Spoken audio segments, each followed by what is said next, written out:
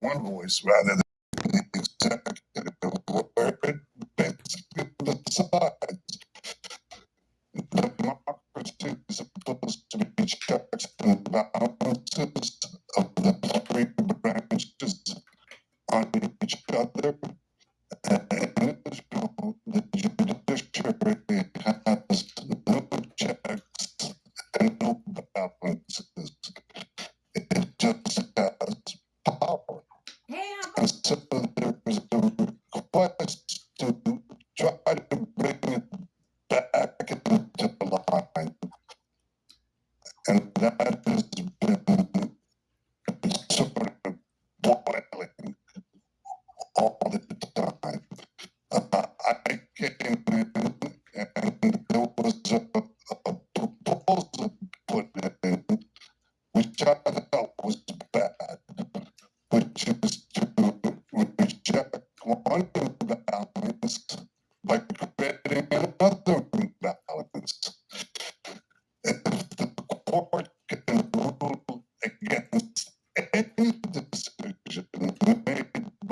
can rule against any decision made by the government or the parliament, then let's now correct it by having the parliament reject any decision with a simple majority that the court makes. I thought that's a mistake. It's moving the pendulum from one side to the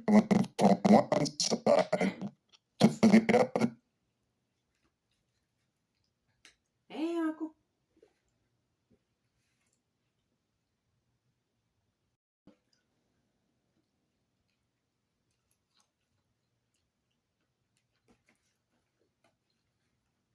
In Israel, that balance 30 years ago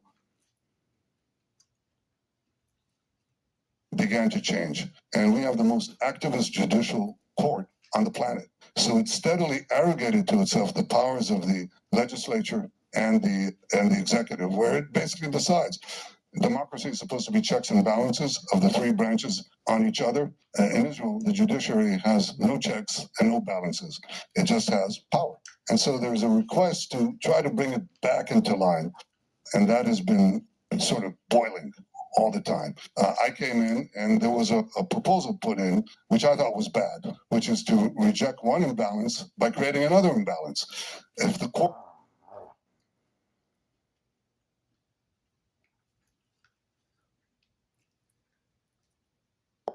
can rule against any decision made by the government or the parliament, then let's now correct it by having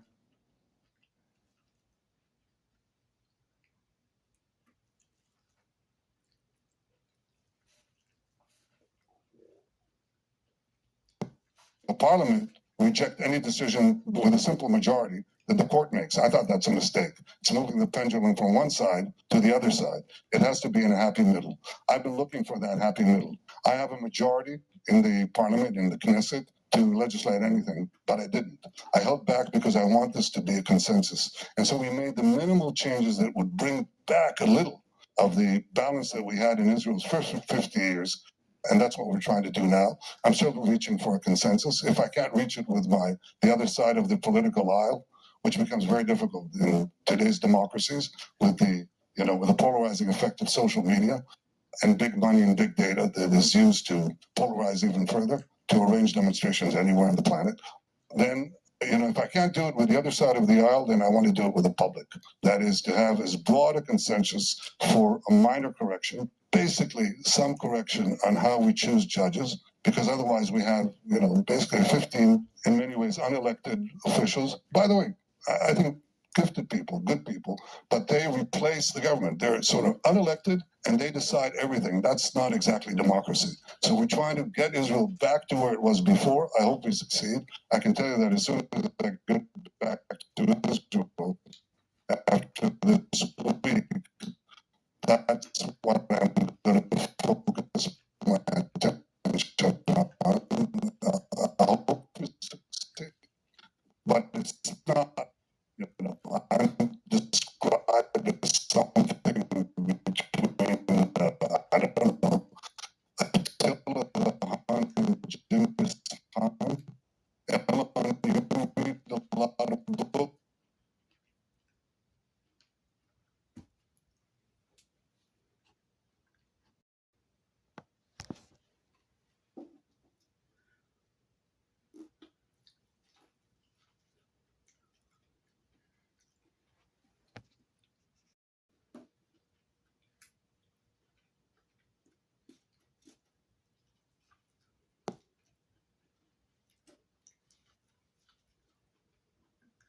They're fantastic, obsessive, but they usually get it.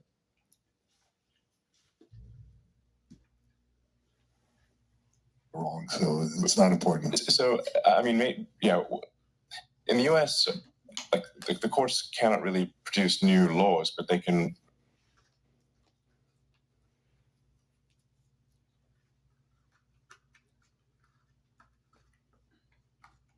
Nullify. It provide.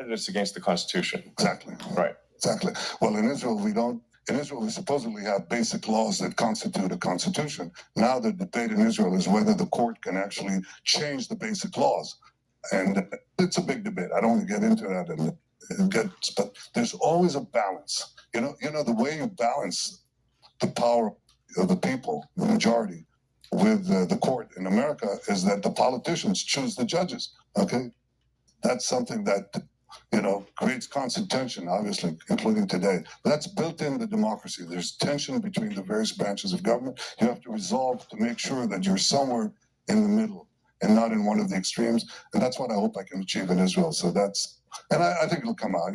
People will see that Israel was a democracy and will be, in my opinion, a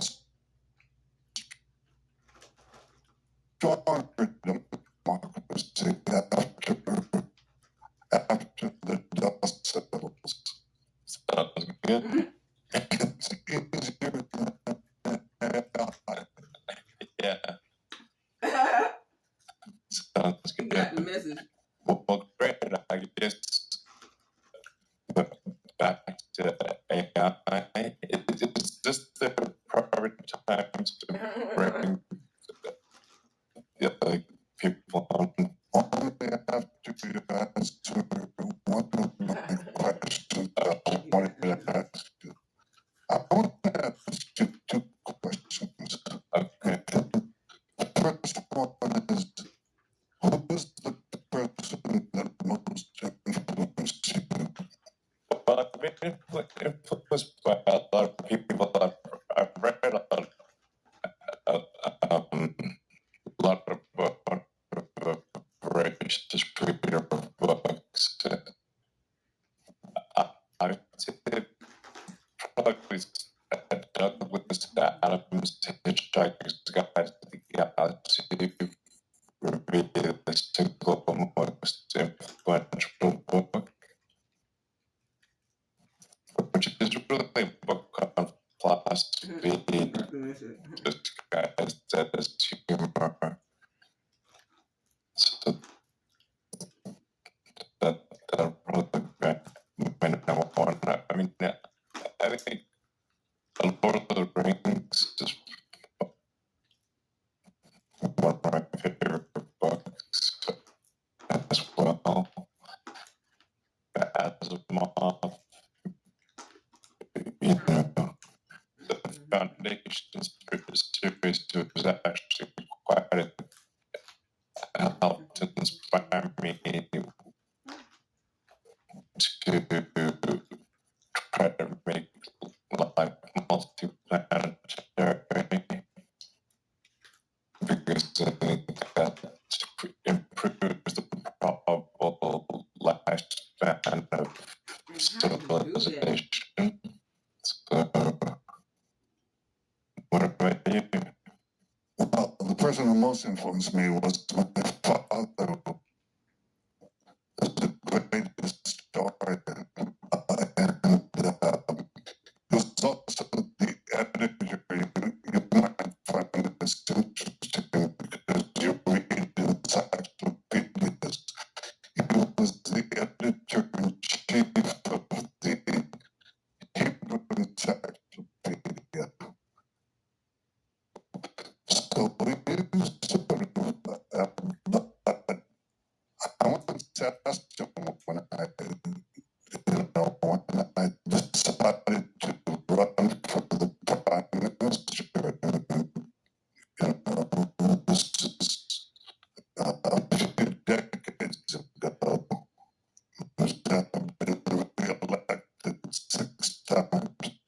So I asked him, Father, what is, the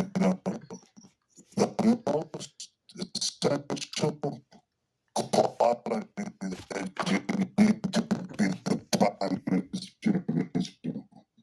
And he said to me, well, what do you think? And I said, well, you have to have the vision and you have to have the resolve and flexibility to achieve it. And he said, I didn't need that for anything. And I said, so what is the most essential thing? And he said, a word that surprised me. He said, education. You have to have a broad and deep education, otherwise you'll be at the mercy of your clerks. Otherwise, you won't navigate the course that you want to reach. You'll be navigated to the course that they want to reach. And I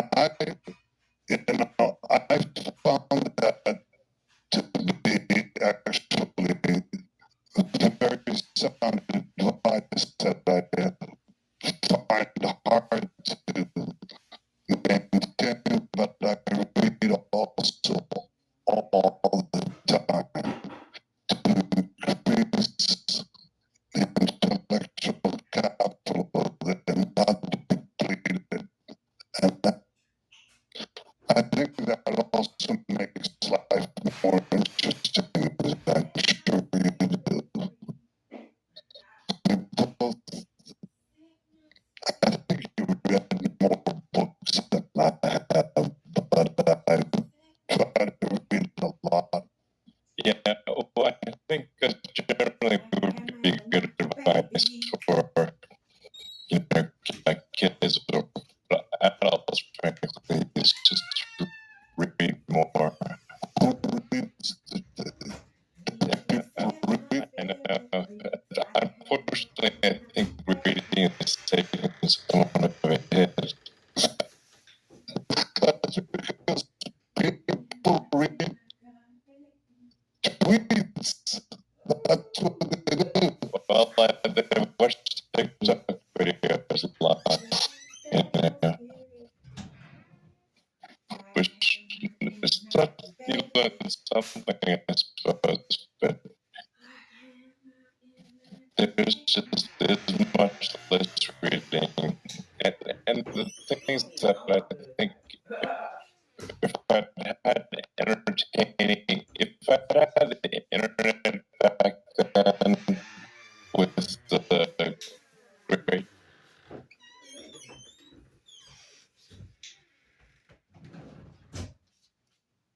I need you to set my spirit free.